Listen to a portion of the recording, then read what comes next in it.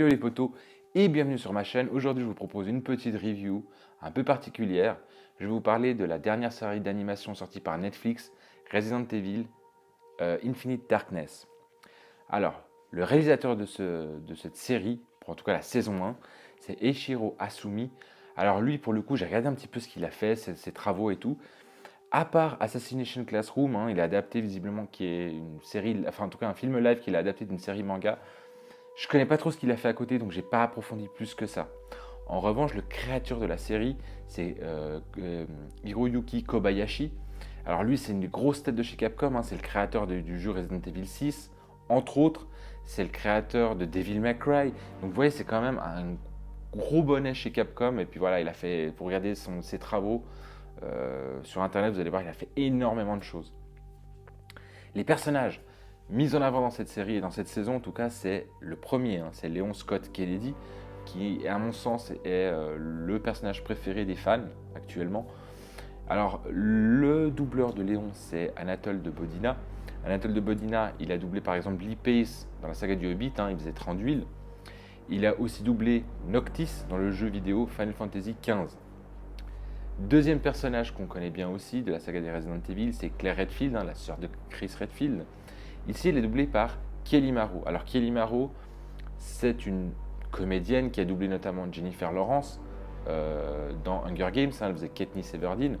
Et elle a aussi doublé Sophie Turner, alias Sansa Stark, dans la série Games of Thrones. Le dernier personnage, c'est un petit nouveau de la saga de Resident Evil, c'est Jason. Et là, pour le coup, il est doublé par un des plus grands doubleurs actuels, c'est Boris Rehlinger. Alors, au-delà que Boris Rehlinger ait doublé Rollo dans la série Vikings, ce qui est un peu étrange, c'est qu'en fait, c'est le doubleur français de Chris Redfield dans les jeux. Alors, il a doublé Chris dans Resident Evil 7, dans le 8, dans le 6. Donc là, c'est un peu étrange d'avoir la voix de Boris Rehlinger sur Jason et pas sur Chris. Bon, bref. Donc, voilà pour les doubleurs principaux.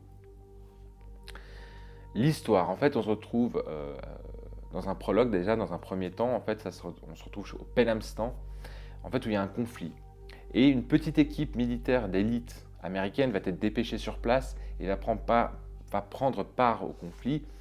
Et malheureusement, ils vont revenir aux États-Unis, mais avec certaines séquelles. On se retrouve donc propulsé 6 ans après l'intervention de cette troupe d'élite, 6 ans. Et le Penhamstan et les États-Unis sont toujours un peu en conflit, ça ne se passe pas du tout bien, à tel point que le président demande à Léon de venir lui porter main forte. Et lorsque Léon arrive sur place, avant même qu'il arrive, la Maison-Blanche subit une attaque, mais on ne sait pas de où, ni de qui, ni de quoi.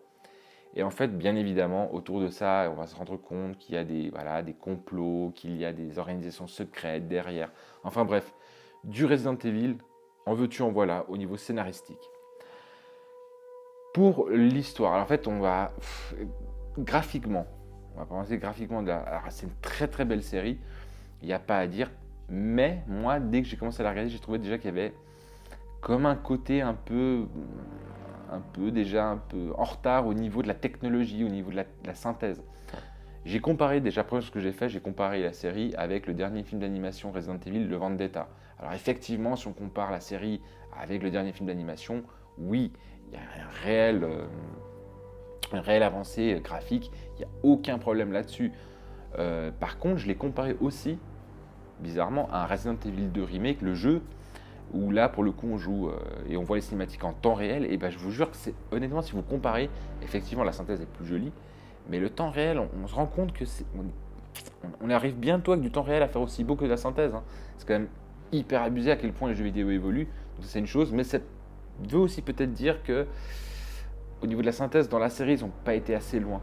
Alors il y a des tas de belles choses, par exemple les bâtiments sont très bien faits, les intérieurs, les textures des canapés, des tapis, tout ça c'est super joli. Mais par exemple, il y a énormément de choses aussi très mal faites. Par exemple, la végétation, à un moment donné, on voit une espèce de gros plan sur du gazon. On a l'impression que c'est du gazon synthétique. On voit des gros plans sur des arbres, on a l'impression que c'est des arbres en plastique. Il y a plein d'erreurs comme ça. Et puis à côté, ce qui est bizarre, c'est que quand on regarde par exemple les effets de lumière sont plutôt pas mal. Selon les scènes, c'est plutôt pas mal. Mais encore une fois, certaines scènes, la luminosité est parfaite. Et certaines autres scènes, par exemple, on voit à un moment des scènes au Penhamstan, c'est un peu en dessous, je trouve, même au niveau de l'architecture, même au niveau, c'est pas très très joli, je trouve que c'est un peu déséquilibré. Certaines textures sont aussi pas très jolies, les liquides par exemple, c'est pas top. Quoi d'autre? Les cheveux pareil, ça, il y a un gros problème avec les cheveux. Par exemple, le personnage de Claire, très clairement, elle a une queue de cheval, je pense que tout le monde le sait. Et puis quand vous voyez le personnage de profil, vous voyez que la queue de cheval, elle longe pas le dos, mais elle a une espèce un peu comme décalée, vraiment comme si c'était vraiment raide en fait, comme si c'était un fil de fer. Et je pense qu'encore une fois, les programmateurs, ils ont dit, enfin programmeurs, ils ont vraiment fait de telle manière à ce qu'il n'y ait pas de conflit de texture entre son dos et puis sa queue de cheval, quoi. Alors, c'est un peu dérangeant quand on voit quand même ce que les studios de Pixar sont capables de faire, hein. Je vous donne un exemple avec des cheveux qui sont super bien faits dans les Pixar, même si c'est de l'animation type cartoon. Mais par exemple, les cheveux de Violet dans Les Indestructibles, c'est des cheveux qui sont pas en queue de cheval, ils sont lâchés. Et c'est super naturel, il n'y a pas de conflit de texture. Donc s'ils veulent vraiment se donner de la peine de le faire, ils peuvent le faire. Donc il y a beaucoup d'erreurs comme ça. Pareil, alors les personnages âgés, type le président, le secrétaire de la défense, sont très bien faits. C'est des personnages âgés, les rides sont bien faits, les effets de lumière tapent bien sur les rides, donc ça donne vraiment du caractère au personnage. Léon est très bien fait aussi, puisque Léon, c'est un personnage qu'ils ont créé depuis déjà le CAV, qui a évolué avec le 6, qui a été dans des générations, dans Vendetta, donc il le travaille plutôt pas mal. Et puis après, des personnages comme Claire qui sont un peu moins mis en avant dans la saga des Resident Evil, au niveau de la texture de la peau, ça fait plus plastique, ça fait.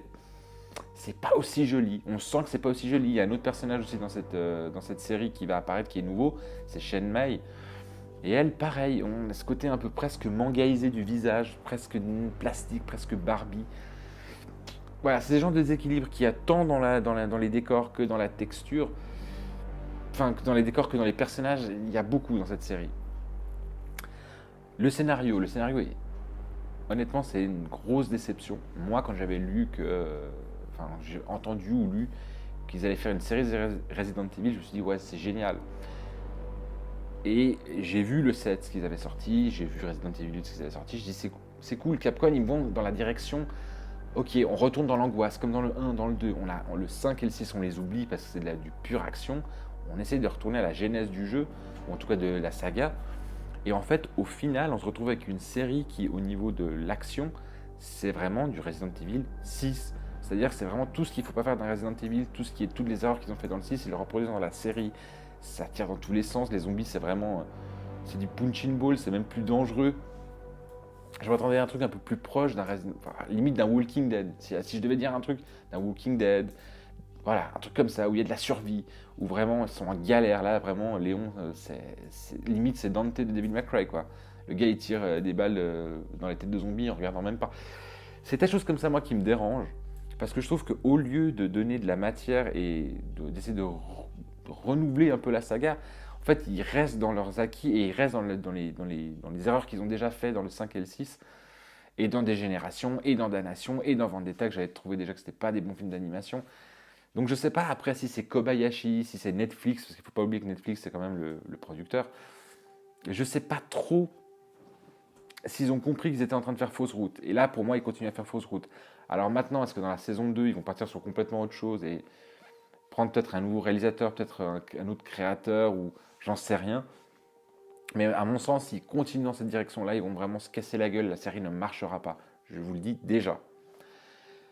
Pour tout ce qui est BO, alors la musique est sympa, elle n'est pas ouf, mais ça reste la musique lambda d'un Resident Evil, d'une série, voilà, c'est joli, mais ça s'arrête là, quoi. C'est pas une BO, même l'intro du départ, autant par exemple vous écoutez le générique du départ d'un Game of Thrones, la musique vous reste dans la tête, mais toute votre vie, autant là, il y a même pas j'ai l'impression qu'il n'y a même pas un effort de fait sur un générique qui tape dès le départ.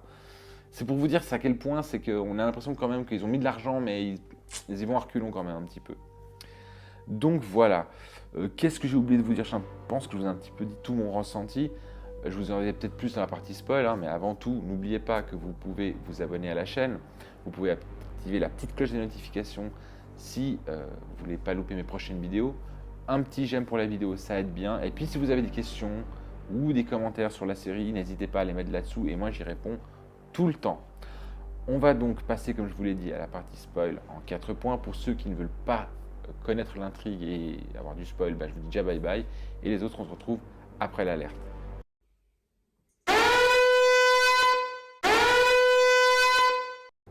On se retrouve donc maintenant avec les spoils en 4 points. Alors je vais vous faire, vous allez voir, des spoils vraiment, pas pour vous résumer l'ensemble de la série, mais vraiment des points que j'ai soulevés. Ça va être plus simple. Le premier point que j'ai soulevé, comme je vous expliquais, les Mad Dogs, donc cette troupe d'élite est revenue aux États-Unis et il en reste un. Tous les autres se sont suicidés. Ce fameux soldat qui est revenu, c'est Jason.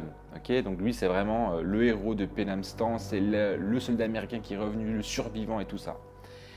Et en fait, on va se rendre très rapidement compte qu'il va se retourner lors d'un voyage dans un sous-marin avec Shen Mai et avec Léon, il va se retourner contre le gouvernement américain en tuant tous les membres de l'équipage. Et on va dire, mais pourquoi il fait ça?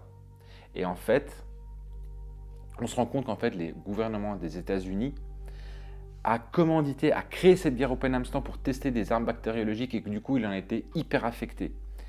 Et Shen Mai, pourquoi elle s'est retournée aussi contre les membres de l'équipage? Shen Mai, pourquoi? Parce tout simplement que c'était la sœur de l'un des membres du Mad Dogs, des Mad Dogs, donc de la troupe de Jason. Donc forcément, elle s'est alliée à Jason, qui était le dernier survivant, pour combattre le gouvernement américain. Le deuxième point spoil que je vais mettre en avant, je vais un petit peu vous parler de Claire. Alors Claire, je vais déjà vous dire, elle est complètement anecdotique dans la série. Elle sert vraiment à rien. Au début, on la voit juste travailler pour Terra Nova ou quelque chose comme ça. C'est une ONG qui veut venir en aide au Penamstan pour créer des écoles et des orphelinats. Et puis petit à petit, elle va commencer à s'intéresser un petit peu à ce qui s'est passé au Penamstan il y a 6 ans en arrière. Et elle va se rendre compte qu'en fait, qu'il y a un des membres qui n'est pas disparu, mais qui est toujours là. Donc elle va aller chez lui, puis elle va le retrouver mort. Voilà à quoi sert Claire. Et à la fin, elle va juste donner un petit coup de main à Léon, et c'est fini. Elle ne sert qu'à ça. Donc encore une fois, comment un personnage de Resident Evil important peut être complètement balayé par un scénario qui est pas terrible. Le troisième point spoil que je vais mettre en avant, c'est justement, c'est le personnage de Jason. Et en fait, s'il est revenu aussi différent du Penamstan, c'est qu'en fait, il a été mordu au Penamstan par un zombie, sauf que le secrétaire de la défense américain lui a dit: si tu veux ne pas te transformer en zombie, je te donne cet inoculateur. Sauf qu'en échange, tu vas faire exactement ce que je t'ai dit de faire. Et donc Jason est obligé, pour ne pas se transformer en zombie, de suivre ce que le secrétaire à la défense lui dit. Sauf qu'à un moment donné, Jason il a pété un plomb, il dit: vous savez quoi, allez vous faire enculer avec votre inoculateur, je vais tout foutre en l'air. Et donc, comme il ne prend plus l'inoculateur, à la fin, il va pas se transformer en zombie, mais il va se transformer en une espèce de Tyrant, vraiment le gros monstre et tout. Alors moi je me suis dit, mais pourquoi lui? Qu'est-ce qu'il a de plus que les autres? Il y en a plein d'autres qui se sont fait morts par des zombies, c'est des zombies.